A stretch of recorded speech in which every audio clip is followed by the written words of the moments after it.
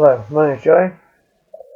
I've decided to get used to this video blogging thing and, decided to use my powers for good. Since I was about 14 now, I'm 30, I've been diagnosed with depression. There's ups and downs in me now. There's something like normal people don't know about depression is it's not always about being on a downer, about being mardy. It can often do quite the opposite actually. I don't know if you know much about manic depression, but I guess the title kind of explains itself. Makes the person manic. If you're creative, that can be quite a good thing. A lot of depressed people do actually tend to be quite creative, actually. But yeah, like I say, it can be quite a good thing because not only you spend days awake, right, but you look at things differently. Right, everyone's depression is a little bit different. Right, I wouldn't say mine. Well, I would say it's not so bad yet. It's a really bad time. I don't mind talking about it, don't mind, on the off chance that me talking about it helps one other person, then as far as I'm concerned, I've done something good. I have tried to kill myself seriously about 5, 6 times now. Uh, you can't really see, but I want to slash my wrist pretty badly, cut a tendon, I've hung myself. I mean, if you used to think about the amount of drugs I've taken, not giving a shit about the consequence, then that number would be a lot higher. Total disregard really, and like certain mental illnesses will affect people that take drugs differently. I've taken nearly every drug under the sun, but I'm not particularly proud of, but I've been there, done that. It's a lot to do with self-medicating. I don't drink, it's not quick enough for me. As you get older, the hangovers become more heinous. It's just not about drinking for me. I don't make a bad drink though. I make a good drink. It costs a lot of money, but when I finally get there, it's all good, it's all fun. But yeah, it's not really my thing. I've taken a fair number of Class A's. I've used ketamine for nearly 4 or 5 years. I used to constantly smoke weed. Weed was quite a good one for self-medication. Although English laws became more strict and it's not worth the effort. The price you get for telling lies, it's just everything's gone downhill. Ketamine, that was a good antidepressant as long as you didn't overdose on it. When I say overdose, I mean it's called a K-hole. If you sniff too much, you're gone. You're not in the room. Yeah, ketamine though is used in other countries as they use it in England to treat babies with burns, so it's relatively safe for the human body.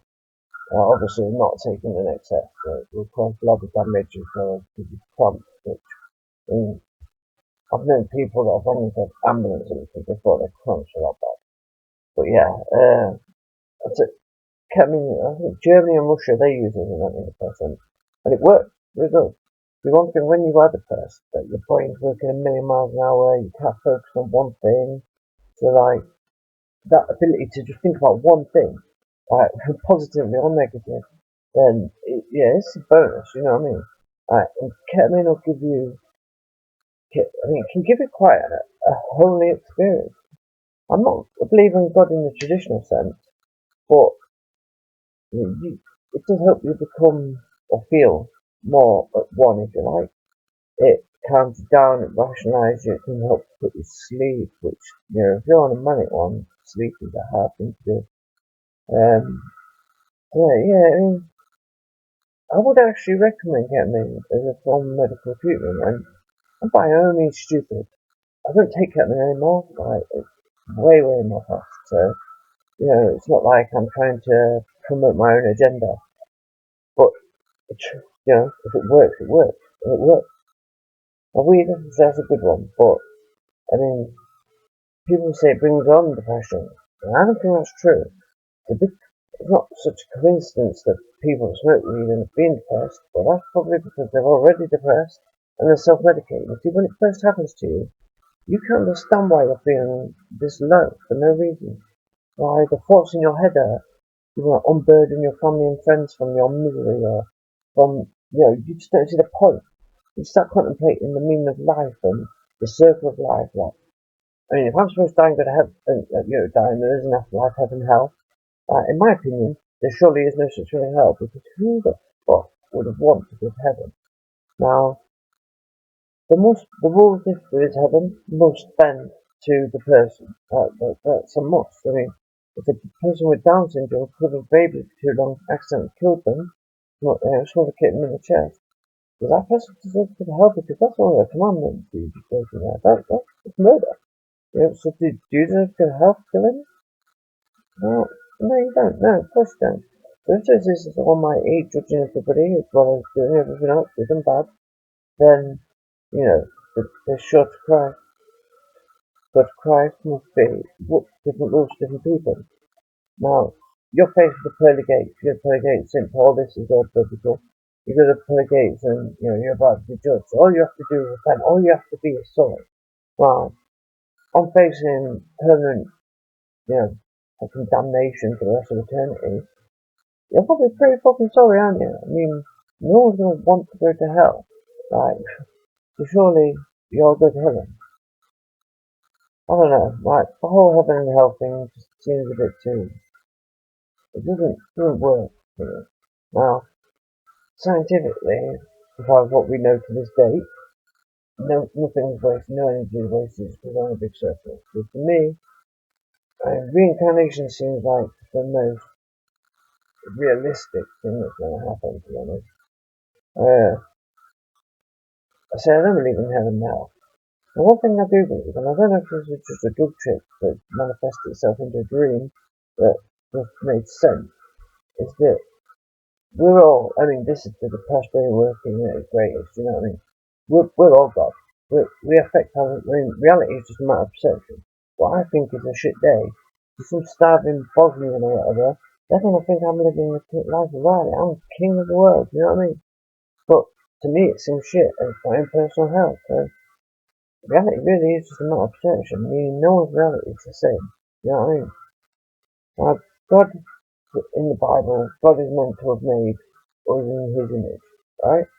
So, are we not God? You know what I mean? We're made in His image. We can affect our reality just by our thoughts. Me personally, I mean, you can heal yourself. We use such a little amount of our brain. The stories in the paper, you can look them up. People that cleared themselves with cancer, miraculous stage, AIDS, the same. You know what I mean? Basically, to treat any illness, all you need to do is go take the right white blood cells. The right antibodies go through your blood will treat and cure everything that is. Unfortunately, modern diet and such life and the things in the air, we have a lot of carcinogens, a lot of pollution in the air that is going to make you ill. Now, generally speaking, we can heal ourselves from the minor things before they even become a problem. Obviously, if your immune system takes a massive knock, you're going to get ill. But you will eventually make yourself well. Some like life-threatening diseases, common cold things like that. You'll make yourself well. Well, I remember reading a year or so back, a guy had killed himself, and he was adamant it was because he was eating raw carrots. Well, he ate just carrots, you know what I mean? And like, kind of makes sense. There's a lot of goodness in a carrot. If you're eating raw carrots, there's certainly no badness. And if you're over there, you know what I mean? So it makes sense that because you have this positive attitude, and they say laughter is the best medicine, you cannot be, you can, but it's unlikely you're going to be negative and laughing. You know what I mean? So laughter could well be the best medicine because A, you're thinking it's going to be, which is half the battle, and you've also got a positive attitude. So you're already on to the winner. Now, obviously, we use a tiny amount of our brain. So for you to be able to release the full potential of your brain, you'd be able to make the code that makes the antibodies latch onto the right bad things in your immune system and clean them out. So you could actually sit in meditation, I believe, helps as well to clear your thoughts and such like. Here's a meditation technique. Like, say you sit down, you do because the reason meditation works is when you close your eyes after 20 minutes, your thyroid, no, it's your pituitary starts releasing serotonin and all other hormones that are really good for you. So, but it takes 20 minutes worth of that, right? It's all to do with going to sleep, you know what I mean? The trick of meditation, a really good session, is to get into that little bit of limbo where you're not awake but you're not asleep. So this takes 20 minutes, and it's all slightly different. And like the reason dreaming happens is because of rapid eye movement. Now what you're trying to do is bring on that rapid eye movement while you're awake, right? And while you're doing this, try and imagine yourself as you're breathing. The breathing is crucial, obviously. Like, as you're breathing in colours, all the colours are rainbow. Try if you can do it, just like that was telling me. You should be able to imagine. Say you're ill, right? Now imagine like blue's your healing colour, right? Now all your other colours like your green is it say your happiness, red is your rest, just try and affiliate all these little emotions and what you need to a different colour. You're breathing them all in. When you breathe out, you're breathing out saying, I do black, it's obvious why, because black makes it up to me, it's negative, and so I'm breathing out sadness. Now you do this. This is kind of the exact name of the meditation technique. Like, the world practice technique. And it seems to work for these like 100-year-old Buddhist monks. Always about a good diet. Diet's crucial. You'll start feeling better. And if you can actually do this positive, it takes a while. It's not something that happens overnight. Like you have to get into practice for doing this. And you'll start feeling better. Pretty much you make yourself, if you do give yourself a serious illness, please let me know. In fact, if you've got any suggestions on how you meditate and what you think works for you, if you try my method, it's not my method, if you've got a method I just suggested, it works for you, please let me know. Because anybody else who's reading may find comfort in this. See, this is where prayer works as well. Now, we're all held together by vibration, and that's obviously there's more negative states in the human body than there is control of matter. The vibration, positive and negative, in the atoms that hold us together, are what hold us together. So it's no surprise that sound is going to have a positive effect on the human body, depending on the frequency. Now, with that being said, this is my theory why prayer works, and why people also believe in the power of God.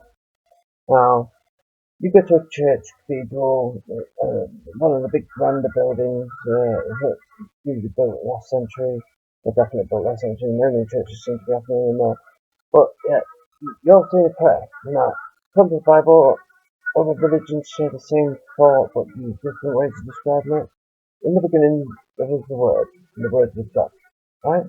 Buddhists believe in the beginning there was sound. In the beginning, there was God, with the sound. They also believe the meditation chant is Om, right? This rings true for many other religions, but I'm not that only for a religious professional to quote them. Now, you're all singing together, you're doing prayer, right? Oh, God this, Om this, you're meditating together, Om, you're doing. That's producing a certain sound frequency. Now, Buddhist proof is before you can look it up with your geometric shapes and sound through sound, things like that. What it'll do is it'll show you like people say om or other words and noises through a tube, go through a metal plate on the top and the stamp on it. You say om, and it will rearrange itself to this amazing, perfect geometrical, symmetrical shape. It really is just like to the old. Now, you see this a lot in this that the reason churches are built in the way that they are, the reason they've got the arches and all the rest of it, the reason why you're in the middle when you're saying it. Well, that's when you do this, and it's been proven like, I think it was like in the 1600s, a French king, exactly what it was, I wish I really researched it. A French king asked a famous, it was like Bach or something, it was Bach actually, B-A-C-H, and yeah, I think it's his ninth symphony. It reads the same forward to backwards. So you can play it forward or backwards, and it'll be the same. You play it over and over again, it's a loop, right? This resonating frequency in the cathedral that is played. This man is a true genius because he has to build an organ for the cathedral. They've got something, they've got over 100 pipes actually, these organs. That's big pieces of equipment, right? And he was told that I need this organ for the chapel, so I'm meant to do it, I need to do it, blah, blah. So back then into the cathedral, there's a stick in the middle. And from that noise, stick hitting the floor, he knows where to put the organ and how to tune it properly. Right? That's But just a keen ear, that nothing shy of fucking genius. Anyway, we built the organ, no public conversation or about a dead chapter, away from Judgment Day, and the old put in. The Vatican Symphony, the plays in the cathedral, so many reports of was a whole experience. This feeling that there's a certain place where like a vortex of it. You have to box the felt the presence of God directly, not just everybody felt it. It was you stood in front of the altar and you felt the presence of God. There's no magic around it. It's just a godly experience. Sorry, all you Christians out there. It's purely to do with resonating people to improve in the future to do so. I myself, I love going to festivals, raves, big parties, free parties, illegal dudes, everything. I love the big sound system. You get from around and the bass running through your body. Carnivals, they're brilliant for it. Everyone gets some music out in the street. I'm into my jungle, drum bass, good reggae, all things that carry heavy bass notes. I'd probably get up to the festival and such like. You could put a bit of it down to that, but I felt this vortex of resonating frequency and you feel it and it vibrates your organs and you feel good. It feels like you're blocking cholesterol and everything else is shit inside you, you know what I mean? Then it's just vibrating and loose. And yeah, so back symphony as well. They played the same chord about so they played it over and over again, and like the same notes end up overlapping each other in the echo, and you get this built like sound frequency that's resonating and resonating. You feel it. You're in a church, you're there to be close to God. Now all of a sudden there's something you can't see. Try to explain. The music playing, and you feel good. Do you know what I mean? No wonder so many people believe God. I thought, you know, and like.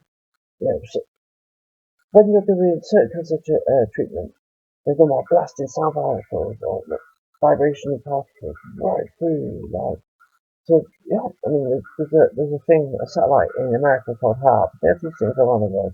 It's basically to make it out, it looks like a field of pylons all connected together. And this thing was designed originally for radio photography. That's scanning the earth, x-raying the earth, if you like.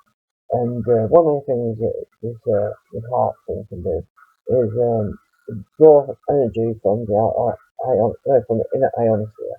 Obviously, this is a dangerous side effect to the atmosphere. But then what it can do is harness all of the power and send it in any and every waveform there is, from microwave, gamma, every single one of them, right? To direction, it can directly put it for sure. Well, the next thing is the conspiracy theory. Now, how true it is, I don't really care to find out how true it is, to be honest, but they reckon that the earthquake in Haiti 11 years ago was caused because of a testing that went slightly wrong with it. So, right, you never know. And one thing it can also do is it can blanket, say, a town with, what was it? With electromagnetic waves. Now, this can have a negative effect on a person. People living near substations, power stations have been deployed there. There seems to be money for depression. It can really affect certain people. It's all to do with the fluid inside your ear. It's highly sensitive, and these vibrations can make me dizzy. There's all sorts of stuff. Please feel free to look up and comment below. But yeah, you can make somebody depression. One of the ways we attack pirates on the open sea, a thing called brown noise, 66 hertz. Blast out at them, boom, they need the toilet because of the spastic around alien shit. Right, so sound has a very different effect on them. But one thing I've noticed, and this is probably why the power of God, as it were, it can be, or feels to be so effective, is because it's got the O word. Amen, like that. Or a lot of you say it in the church especially, but that frequency resonates. You're gonna feel an effect. That's fact. Like none of you students do that. Why when you're meditating, say the reason for that specific reason, when you're doing it, you have to have your mouth shut. Now what happens is your lower jaw vibrates.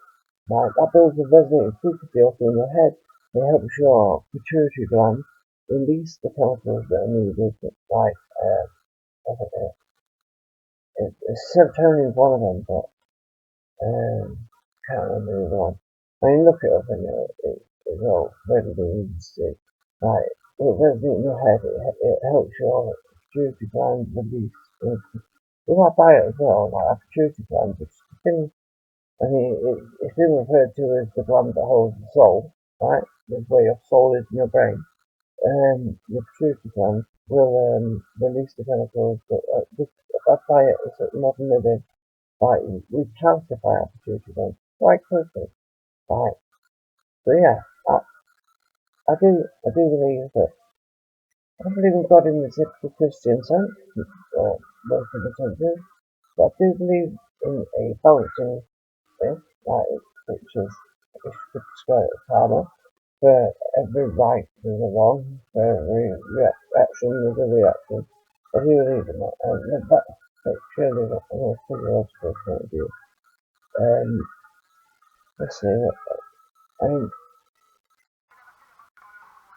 one thing that has always made me think, I'll say, is our attraction to gold, right?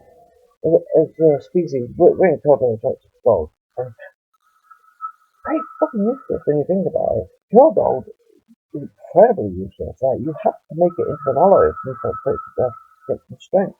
Apart from it looking good, we only really found out about any of its other, like, the benefits, shall we say, in the past 60 years. And one thing that not many people know about is that gold is very good for cleansing you, right? Now, I won't go too deep into this. I will say, World War II, one thing you do, put a grave wound, flesh wound thing in the column. Like, one thing you could do is say you were caught by a bullet, went straight around, ripped open, in the trenches, obviously, a lot of bacteria, a lot of bad breath, people lost limbs because of that shit. One thing you could do is wrap it in gold leaf, pass electrical current through it, and it would draw the badness out. Draw it out. That's good. There's a thing called monoatomic gold. Now, what this means is the gold, imagine that's it, bond for gold. All the bonds are joined, all the atoms are joined by a bond, right? Monatomic just means there's no bond, just a pure atom.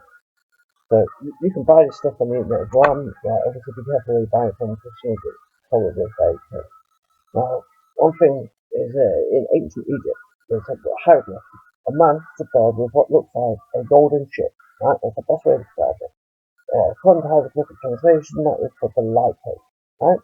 The pharaohs, especially all other rich nobles, whatever, they used to eat it, right? And there's no doubt in that modern science's mind that the Egyptians had magnetic, as well as an electrical current. The thing called the Baghdad factory, look it up, it produced a low charge, it was basically clay pot with zinc, copper, other natural things, I can't mind it. There's only like 3 or 4 components that went to this Baghdad factory. And like it had what are they called, diodes, is it? Two pins basically, if we have positive and negative, and this could produce a low charge which they used to make a light bulb. Why in hieroglyphics? Blatantly right in front of you. It was a bit confusing because obviously we don't want to believe that they had electricity way before us, but they did. Pretty obvious when you think about it because, like, how else did they get to some of the top bits in the pyramids, you couldn't take flame up there, there's not enough oxygen, you would die. So they had to have some form of light, and it wasn't all mirrors, like, I know you may have seen this in films like The Mummy, but it wasn't mirrors that did it all. For instance, you wouldn't be able to get mirrors to be cracked big enough to go through some of the small passages. And it's written in the hieroglyphics. They had batteries, they had light bulbs. So they had a form of electricity, they had magnets.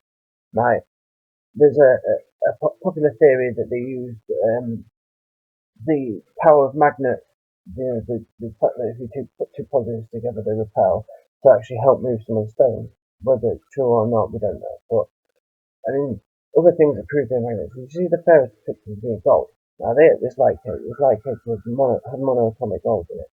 Now, because it's monoatomic, it can pass through yourself, right? Under a magnet, it will start coming through your skin, drawing out the badness. Which is why, like, they were generally in good health, right? Because it was drawing out the badness through the magnetic part. And this also, by the way, is the reason that the come out and why they appear gold, right? They say it brought them close to being godlike. Popular theory that how true this is, it's gone to some societies, and I'm not going to do any name dropping, but They believe after 9 lunar cycles, because the moon has an own effect on gravitational pull and magnetic pull, the 9 lunar cycles will make you be able to do concepts. Sounds a bit far-fetched, but if you know much about concepts, you start being passing on from this realm to the next, from this dimension to the next.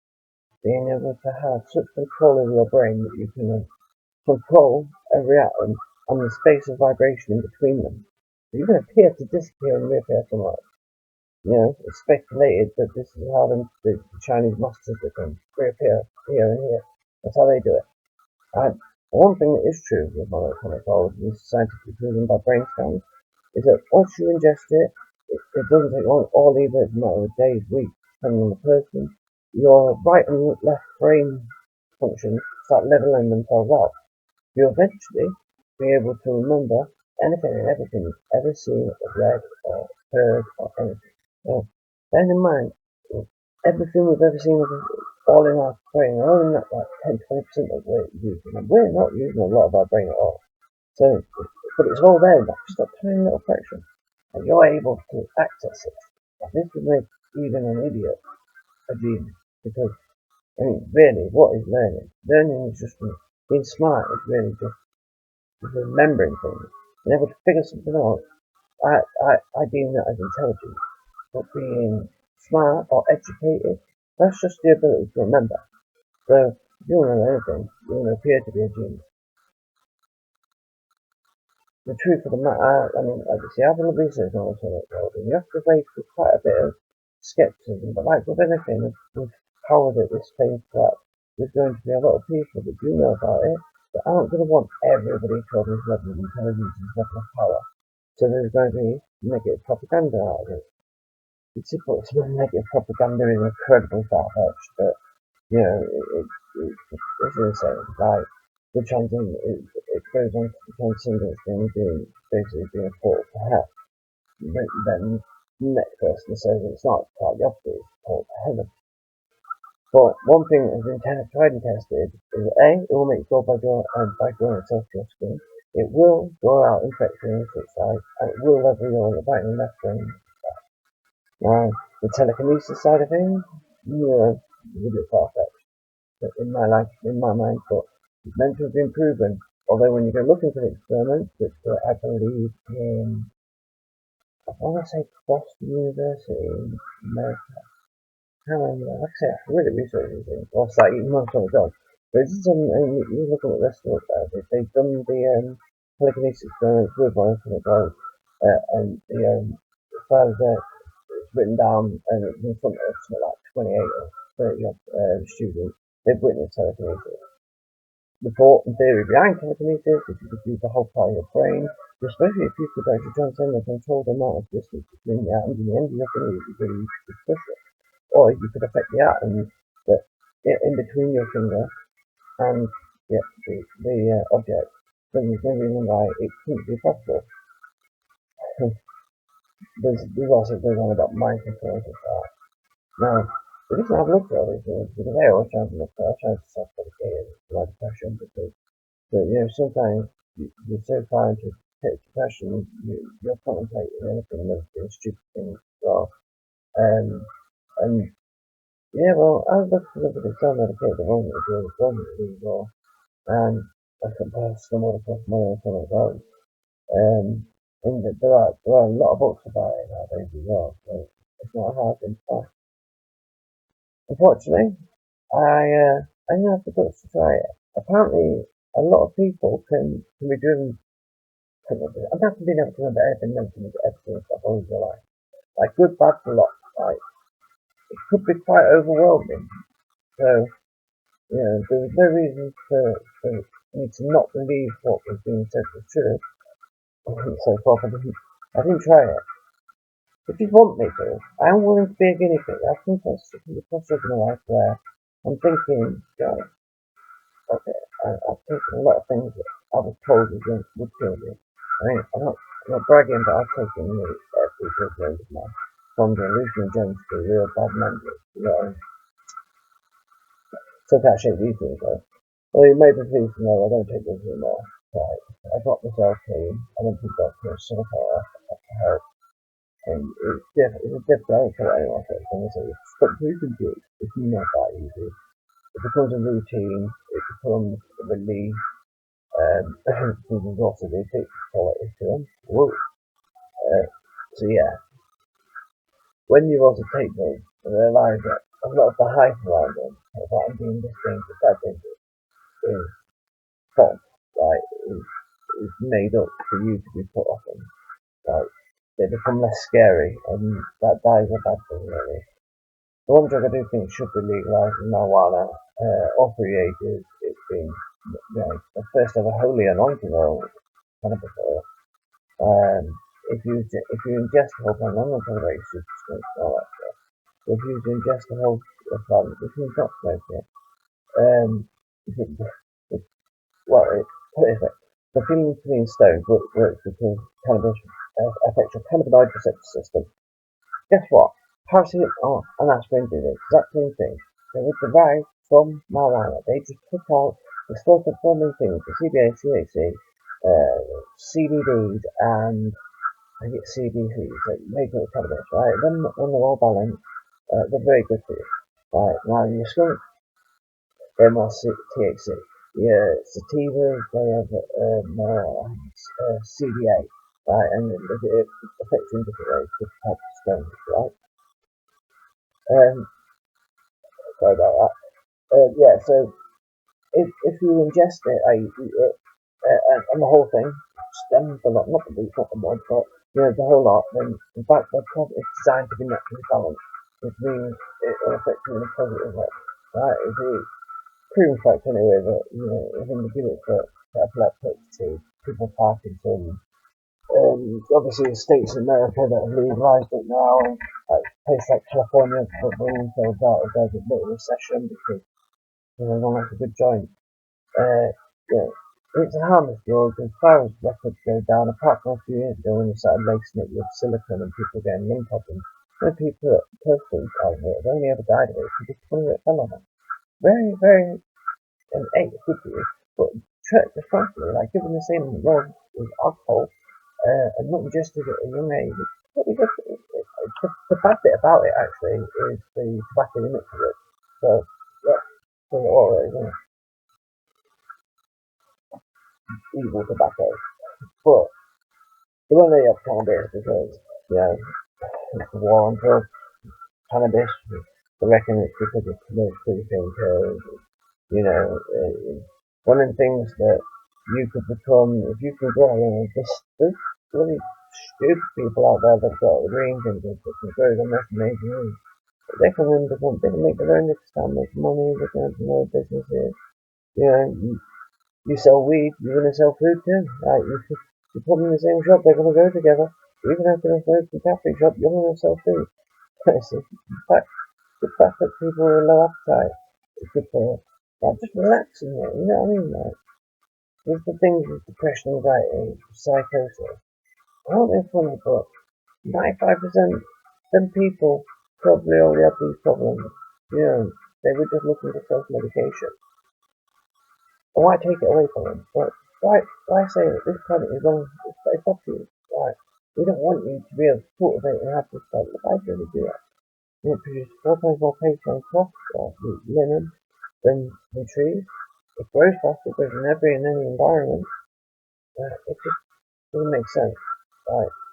But then, if you were to be able to have this miracle shop, because there's so many things that cannabis can be good for, and there's literally hundreds. Listing will take far too long. Right? If you then give people this power to be able to heal themselves, to be able to relax, to be able to not think about things that, shall we say, the establishment want you to think of, like work, like, I don't know, like just banal shit, like consumerism, stuff like that, right? If you were suddenly not thinking about these things, the economy would take a bit of a hit, but the medical companies, they would take the biggest damage, right? Because we'd all have our own form of medicine, right? Even the oil, it's good for skin conditions, good for stress out. It'd be bad for the governments around the world if we all had this medicine on. You know what I mean? It also, you tend to find third world countries where they're ready for climate growing weed. Now all of a sudden they have the best climate to a lucrative source of income. That can't be a good thing, right? We can make oil out of it. It's much more, when it goes further. You know what I mean? Economically, it's a bloody good idea, apart from the medicinal something that takes a lot. But, yeah, especially in America, you can't have that, can you? Now, when I'm under pressure, cannabis never affects my anxiety. Without it, I do have panic attacks from time to time, and I certainly suffer from anxiety. I've had it for that long that I'm not cognitive ways of dealing with it, i.e., walking down the street as a group full of lads, you know, in your way. You don't want to cross roads, you don't want to look like you're crossing roads because of them, or if they're too close for you to avoid them without them knocking off you. Now, I then think to myself, I look at the roughest looking one, I think to myself, right, I've got bad days, I've looked up. Without my glasses, I'm a totally different looking character, you know what I mean? If I do this, I don't particularly look like the nicest person. Now all of a sudden I do. I've got changed. I look rougher, though I can't see. So I'm less dangerous because I can't see. But I look more dangerous. So you put yourself in the mindset of that person. You think to yourself, why the hell would they want to give me trouble? Right? No one wants to stand people for no reason, they mean, right? So you put yourself in their shoes, and someone speaking, confident, flags and everything. You walk past somebody with your chest out, your shoulders back.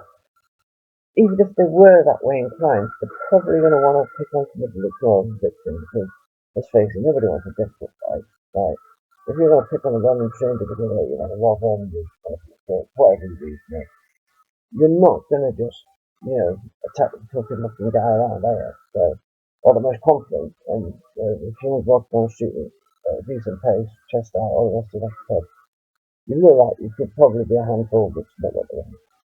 So, trick is, flag the confidence, do it. Right. And afterwards, when you've done it, you feel better for you. Certainly feel better than walking in the long way round. Like, definitely. And then, it all becomes like that happened 15 seconds ago. The next challenge for me to come up. How do I deal with it? And now it's over. It all feels pretty stupid. Because you know you've done it. Right. So, and it took a long time. Like, these are easier, such and done things. It took a long time for me to get this much pressure. And then even so, I saw it. Like, rebounds with, almost despair. Like, literally can't leave the house because I just don't want to see anyone. I can't be asked to do anything. Like, anyway, this video is getting on a bit, so if you agree with anything you said or want to put your own 2 cents in, please feel free to leave a comment. Even though I suffer from depression, I won't be bothered if it's negative. Constructive criticism, I am technically an artist, I have to criticism paper through it, so I want to pick constructive criticism and welcome it. If anyone's got anything to say, please chip in, let me know what you think. My name's Joey, and as always, look after yourself and try to be nice to a stranger.